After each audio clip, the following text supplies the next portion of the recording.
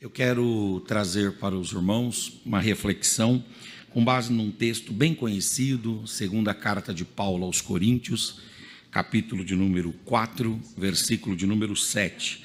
Segunda carta de Paulo aos Coríntios, capítulo de número 4, versículo 7.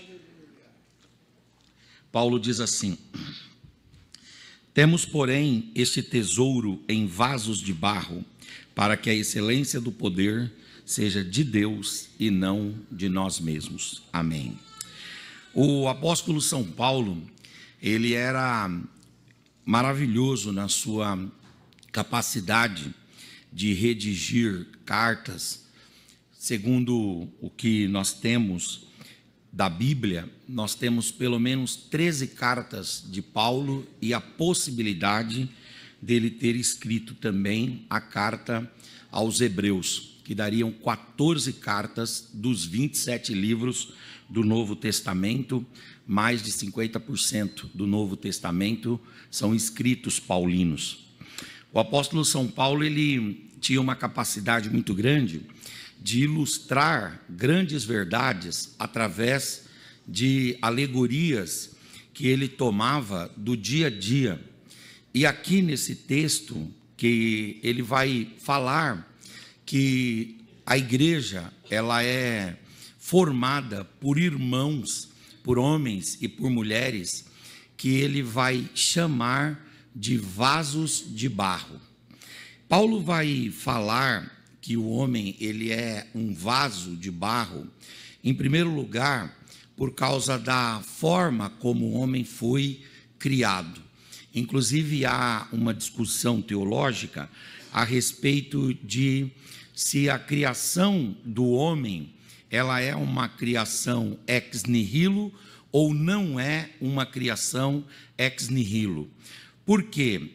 Porque quando a gente lê a criação do céu e da terra e todo o cosmo em geral, excetuando-se o ser humano, nós vemos que o Senhor chamou a existência a partir do nada, Bereshit Bará. Então Deus, ele chama, Bereshit Bará Elohim, é o texto mais completo.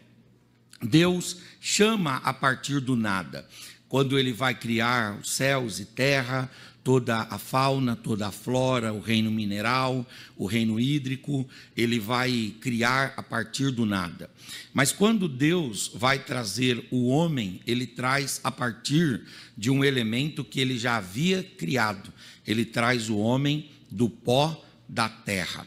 Então, alguns comentaristas dizem que o homem não foi criado ex nihilo porque, ou seja, a partir do nada, porque diferente dos outros elementos que Deus criou, quando Deus vai criar o homem, Deus utiliza uma matéria-prima que ele havia criado antecipadamente.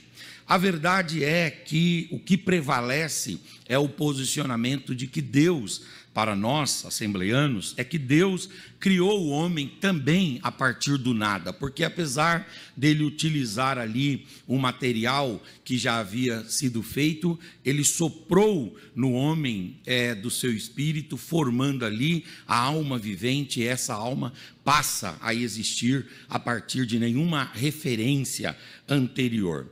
Mas quando Deus vai criar o corpo humano, Deus cria o corpo humano a partir do pó, a partir da terra.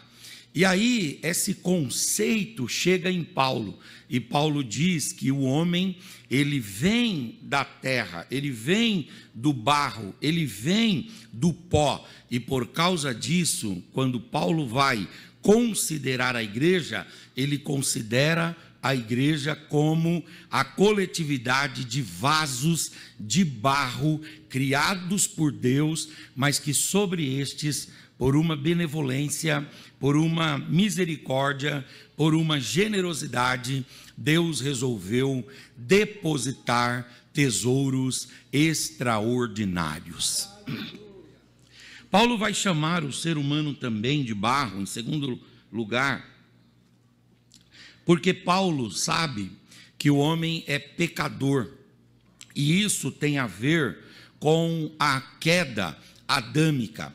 Quando Adão caiu, desobedecendo a Deus, sendo rebelde contra Deus, quando ele caiu se rebelando contra Deus, o pecado adâmico, ele não se restringiu a Adão, ele também se manifestou, ou se exteriorizou, ou se universalizou para toda a descendência de Adão, de modo que todos nós somos pecadores. E esta ideia de nós sermos pecadores mostra a nossa fragilidade moral, mostra a nossa vulnerabilidade em relação ao padrão da pureza e da santidade. Paulo diz: olha, eu não estou falando a uma comunidade de homens que não possui pecados. Não, eu estou falando a uma comunidade de homens pecadores. Vocês têm, de fato e de verdade, na estrutura de vocês, esse barro, essa terra, essa fragilidade. A palavra barro, a palavra terra em hebraico é Adam. Vocês têm a característica de Adão, vocês têm a marca de Adão em vocês. Nesse sentido, vocês também são pecadores. Nós somos pecadores, somos falhos. Agora é interessante que Paulo, quando pensa nisso, ele está falando: você não é pecador, ou você não é uma pessoa fragilizada ou frágil, vaso de barro, não apenas por causa de Adão, mas também por causa dos seus próprios pecados. Você peca, ainda que você não peque aqueles pecados que são censurados publicamente, aqueles pecados que são de forma muito assintosa combatidos, ainda que você não peque nesse sentido, pecados chamados de graves, mas você comete pecados, um deslize aqui, uma palavra ali, um erro acolá, um pensamento que não deve, um sentimento que não deve, uma disposição de alma inadequada para um servo de Deus, de modo que, olhando para você, eu vejo que você tem pecado, você é um vaso de barro, mas Deus, por sua graça, por sua generosidade e por sua misericórdia, depositou sobre esse vaso os tesouros maravilhosos do seu poder e da sua bondade. O apóstolo Paulo também, nesse texto, ele está chamando o homem, nós, de vasos de barro, porque esta é a mensagem bíblica. A Bíblia, ela mostra não o homem robusto, não o homem forte, não o homem capaz, não o homem suficiente. A Bíblia mostra o homem vulnerável, ela mostra o homem fragilizado. O salmista diz assim: quem é o homem para que Deus o visite? E quem é o filho do homem para que Deus se lembre dele? Deus olha para nós e se lembra que somos pó. Deus, ele se lembra que nós somos, muito obrigado, somos pó. O Salomão, quando ele vai escrever o livro de Eclesiastes, lá no capítulo 12, versículo 7, ele vai dizer: o homem, quando ele morre, o pó volta ao pó, porque esta é a natureza, esta é a estrutura, esta é a formação. O homem é pó, ele é fraco, ele é limitado.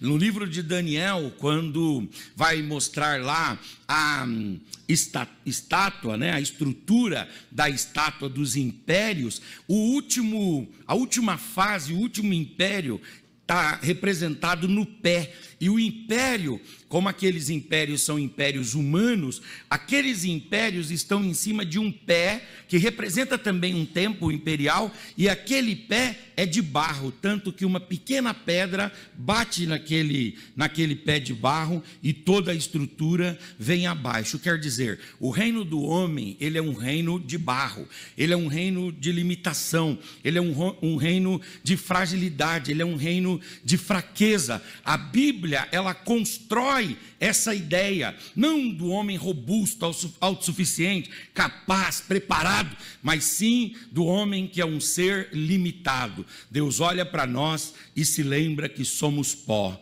mas apesar disso, Paulo diz, ele abriu os céus e derramou tesouros maravilhosos sobre esses vasos de barro. Paulo está falando também dele, ele está falando do seu próprio sofrimento, está falando das suas próprias lutas, e ele está lembrando do seu próprio corpo.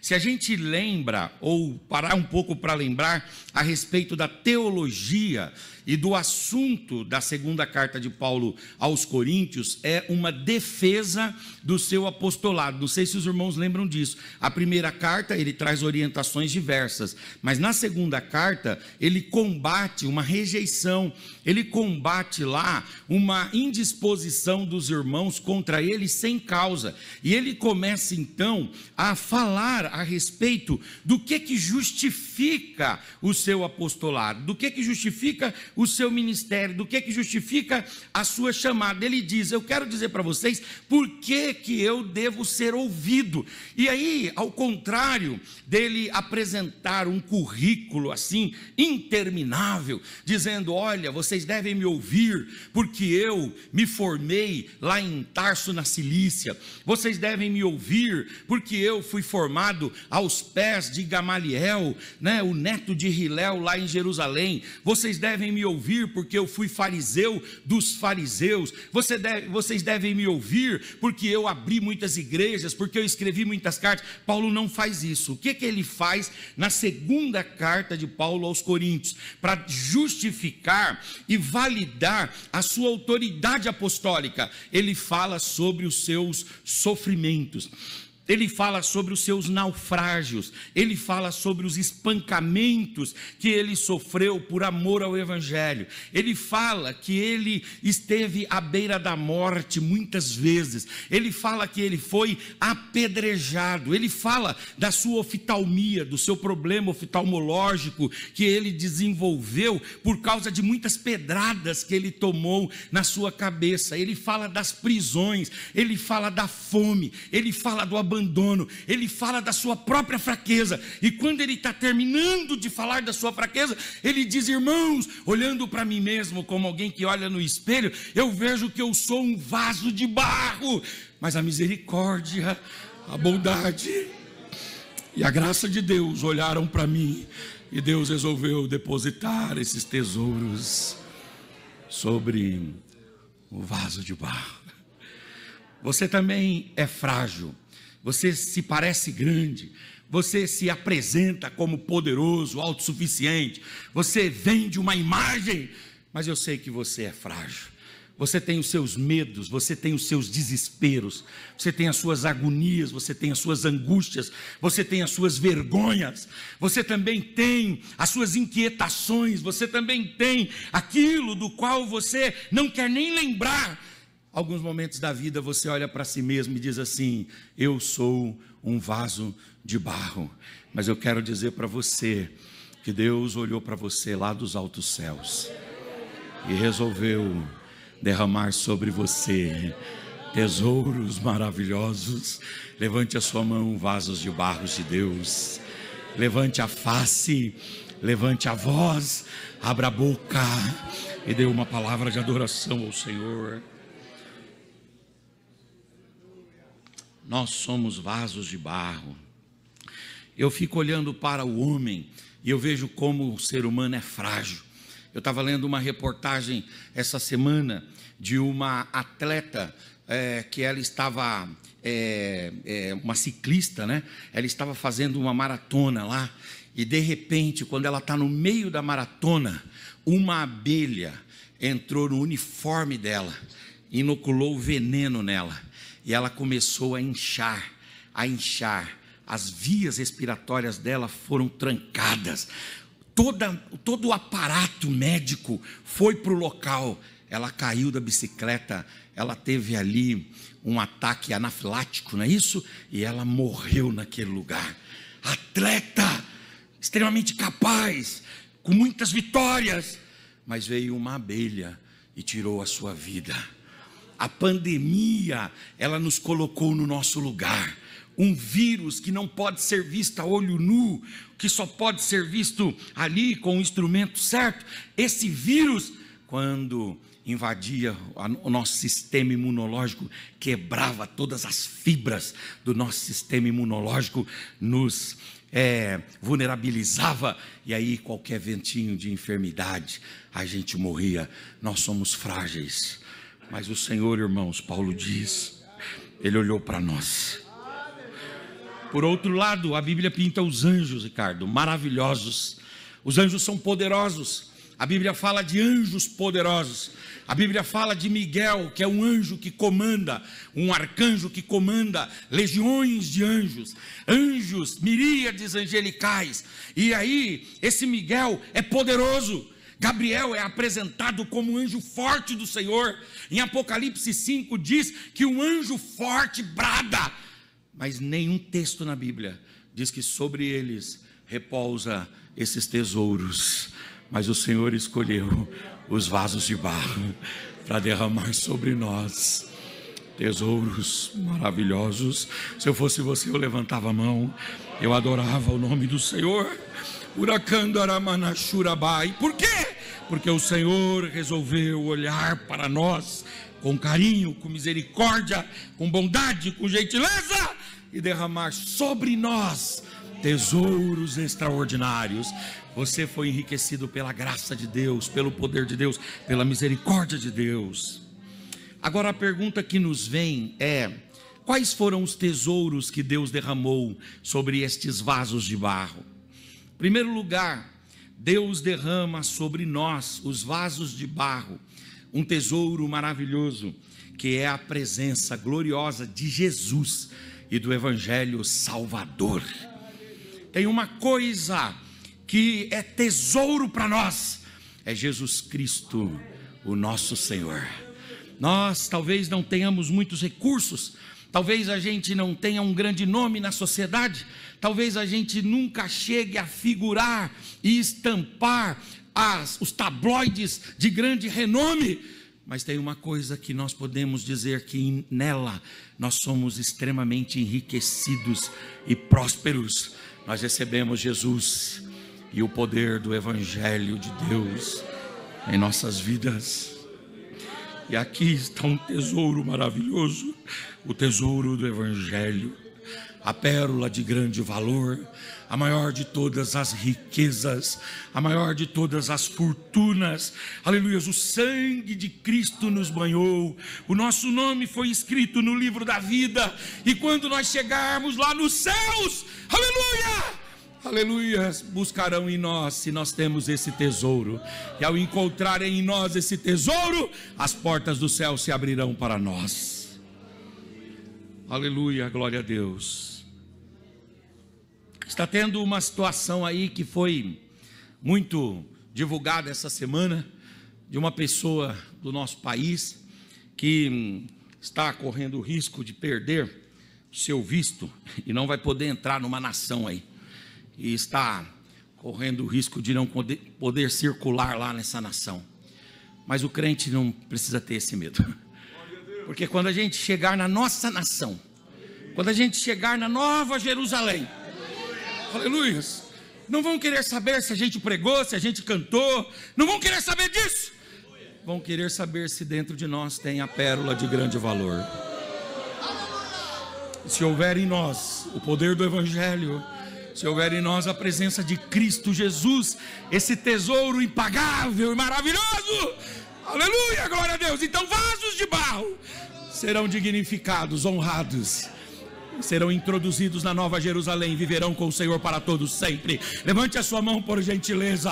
Você tem tesouros dentro de você, você tem Cristo dentro de você, você tem o Salvador dentro de você, o Redentor está contigo, o Perdoador está contigo, aquele que é Alfa, que é Ômega, que é princípio e que é fim, o Senhor dos senhores e o Rei dos reis, Ele habita em você. Ele é a maior de todas as fortunas, a maior de todas as riquezas. Glórias, pois, ao nome dele para todos sempre, amém, amém e amém. A minha mãe, dona Patrocínia, ela era engraçada.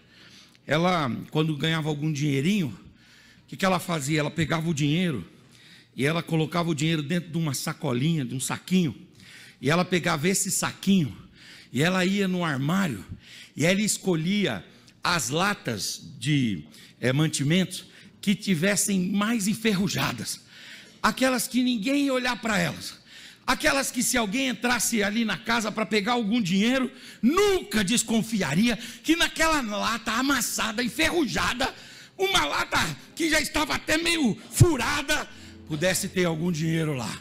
Mas era lá que ela guardava. Aí quando as coisas apertavam, a gente ia pedir algum dinheiro para ela, ou ela ia ajudar alguém, lá vinha ela com a lata amassada, com a lata enferrujada, com a lata furada. Quando ela abria, ela tirava de lá algum valor, algum dinheiro. O Senhor é misericordioso, irmãos, o Senhor é bondoso. Talvez você olhe para si mesmo e diga assim: eu não sou capaz, eu não posso, eu não mereço. Mas isso você não recebe por causa dos seus predicados, por causa das suas qualidades e por causa das suas características. Você recebe por graça. É pela graça, é pela graça, e é pela graça. Esse tesouro maravilhoso vem para dentro de nós. Levante a sua mão por gentileza. Oh glória, levante a tua face, levante a tua face, levanta a tua voz. Urabacandorema, churabacandaramai. Eu estou sentindo a presença de Jesus, o nosso Senhor aqui. Aleluia. Oh glória, oh glória, oh glória, oh glória. Oh glória, oh glória. O poder de Cristo e o poder do Evangelho repousam sobre pessoas muito simples. Aleluia, aleluia. O apóstolo São Paulo, em outro momento, ele vai dizer: vejam, irmãos, que coisa, o Senhor não chamou os mais sábios, os mais capazes, os mais poderosos, os mais ricos. Não, Ele chamou gente simples. O Senhor Jesus, quando foi justificar para João Batista se ele era o Messias ou não, ele deu como prova da sua messianidade, não que o Evangelho e que ele estava sendo aceito pelos poderosos. Ele disse: vai lá e diga para João que eu sou o Messias mesmo. Aí alguém diria assim: mas evidencie isso, comprove isso. A comprovação é muito simples. O poder de Deus tem visitado os simples. O poder de Deus tem visitado os pobres. O poder de Deus tem sido manifestado àqueles que não têm nenhum recurso. Homens que não são reconhecidos na horizontalidade estão sendo reconhecidos na verticalidade. Homens muito simples aqui, ignorados e marginalizados e perseguidos, escanteados, discriminados, estão recebendo a glória do Evangelho, o poder do Evangelho e a presença maravilhosa de Cristo Jesus, o nosso Senhor. Aleluia. Nós temos esse tesouro em vaso de barro. Em segundo lugar, qual é o tesouro que Ele nos dá? Ele não nos dá o tesouro do poder e da glória do Espírito Santo que habita em nós. O Deus que não habita em templos feito pelas mãos dos homens. E é interessante que esse texto é um texto que o Senhor fala exatamente na época que o templo de Salomão havia sido construído. O templo havia sido construído e Deus, quando vai lá na inauguração, Ele fala, não através de Salomão, mas através dos profetas. Ele diz: olha, esse templo é muito lindo, é maravilhoso, mas aqui está um Deus que não se manifesta, que não desce, que não repousa sobre templos feitos por mãos de homens. Esses templos são bons, é importante ter para juntar, para glorificar o meu nome, mas eu não estou nessas paredes, eu não estou nesse vidro, eu não estou nesse porcelanato, não é nada disso. Aleluia. Aí o Senhor dá um exemplo, Ele diz: vejam senhores, que nem os céus ou os céus dos céus podem conter a minha glória. Mas apesar de tudo isso, Ele diminuiu, até ficar de um tamanho, aleluia, e de uma forma que é capaz de morar em você. Você tem um vaso de barro, mas nesse vaso de barro, aleluia, você tem um tesouro maravilhoso, que é a presença do Espírito de Deus. E o Espírito de Deus traz salvação. Você que está me ouvindo aqui esta noite, que ainda não confessou Jesus como o único e suficiente Salvador da tua vida, eu quero dizer para você: Jesus hoje quer trazer salvação para você. O Espírito Santo, quando Ele entra na nossa vida, Ele nos sela. Ele sela a nossa vida, Ele nos dá autenticidade, Ele nos garante a validade, Ele nos garante de fato, de verdade, a nossa propriedade. O Espírito Santo de Deus, Ele quer selar você. Talvez você seja filho de crente, talvez você seja uma pessoa simpatizante do Evangelho. Você gosta de vir aqui na igreja, ouvir os pregadores, ouvir a música, você gosta de participar. Você está igual àquela pessoa que Jesus falou: eu vejo que você não está longe do reino de Deus. Quer dizer, você não está longe, você está na periferia, você está na borda, você está no perímetro, você está na fase de simpatização pelo Evangelho. Mas o Senhor não quer este tipo de relação com você. O Senhor quer uma decisão radical de você. O Senhor quer uma decisão definidora de você. O Senhor quer que você hoje deixe-se selar por esse tesouro maravilhoso que é o Espírito Santo de Deus. Daqui a pouco nós vamos fazer o apelo aqui. E se você quiser vir à frente, venha e receba Jesus como seu único e suficiente Salvador e Senhor. E o Espírito de Deus vai selar você. Eu estive pregando esses dias numa igreja, e não é tão tradicional igual a nossa, e por não ser tradicional como a nossa, eles acabam atraindo muitos públicos diferentes. E eu estive lá pregando, e quando eu terminei de pregar, eu fiz o apelo, mas eu estava chamando as pessoas para essa decisão radical por Jesus. E aí, quando eu fiz o apelo, veio um moço à frente, e ele veio chorando, e o colega dele trouxe ele, e a gente orou por ele ali. Quando eu terminei de orar, o pastor chegou em mim e falou assim: você sabe quem que é esse moço? Eu falei: não. Ele falou assim: esse moço aqui é um dos maiores tatuadores do Brasil. Aí eu disse: poxa, veio na igreja? Ele falou: o colega dele falou da música como a gente toca aqui, e ele gostou da música e veio, ouviu a pregação e aceitou Jesus. Falei: tá bom, no final eu vou dar um abraço nele. Aí eu fui lá, no final estava vendendo meus livros, ele passou. Quando ele chega lá, eu dei um abraço nele. Aí ele deu um abraço assim, ele chorou um pouco no meu ombro. E depois que ele chorou, ele falou assim: ô pastor, aquilo que o senhor estava falando comigo lá, o Espírito me selou mesmo, porque se ele me selou mesmo, e ele me exigir, eu vou fechar o meu estúdio, pastor, para servir Jesus.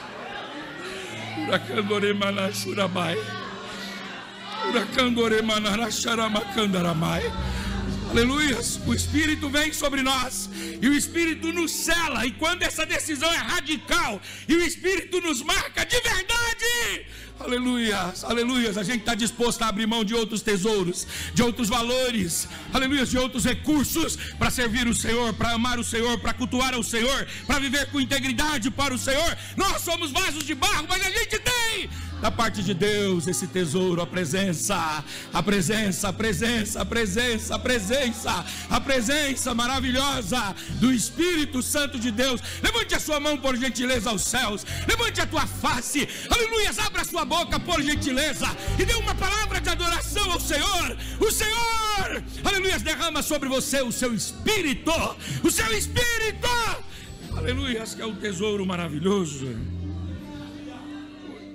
Com esse tesouro a gente é selado.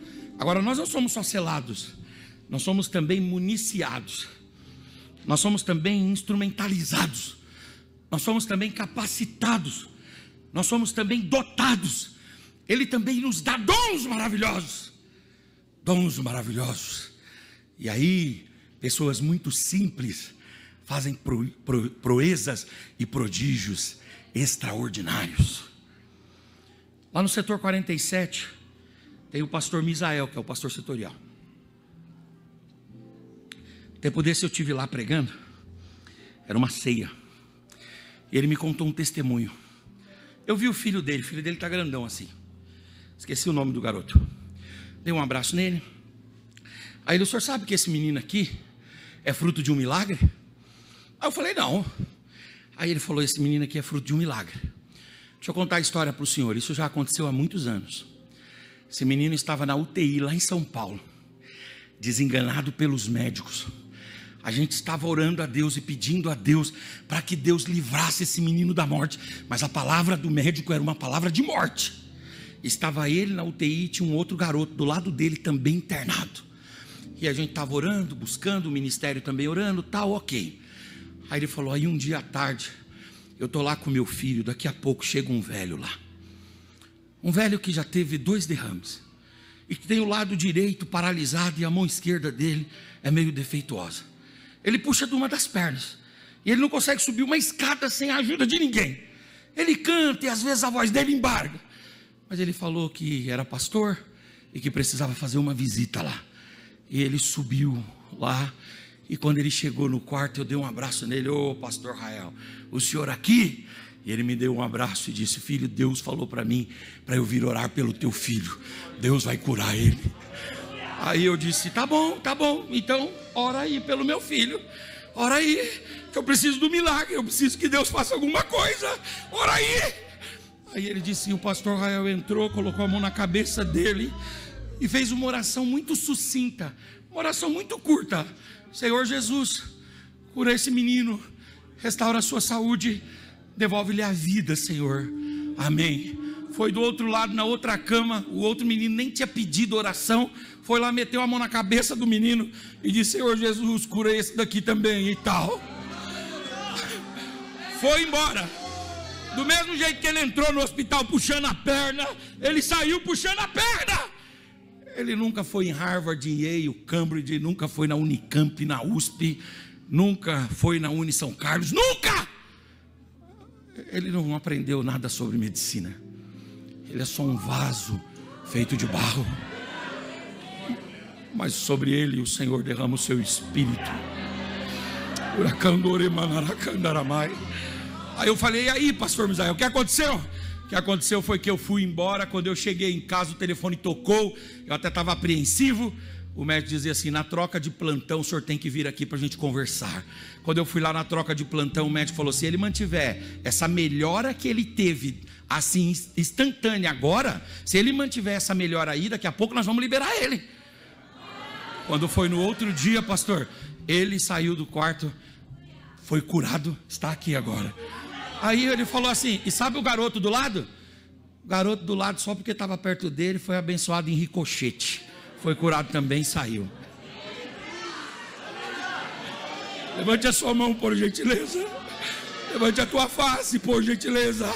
Você às vezes é muito simples, você não sabe falar direito, você não tem domínio acadêmico, você às vezes não tem nem muito saúde. Você diz assim: eu sou limitado em todos os sentidos. Mas eu quero dizer para você que o Senhor olhou para você. Eu quero dizer para você que a graça de Deus apontou para você. E sobre você Deus derramou, Deus derramou, Deus derramou, Deus derramou, Deus derramou, Deus derramou, Deus derramou, Deus derramou, Deus derramou, Deus derramou, Deus tem derramado, aleluia, do seu espírito, do seu espírito e do seu espírito. São vasos de barro que recebem tesouros extraordinários.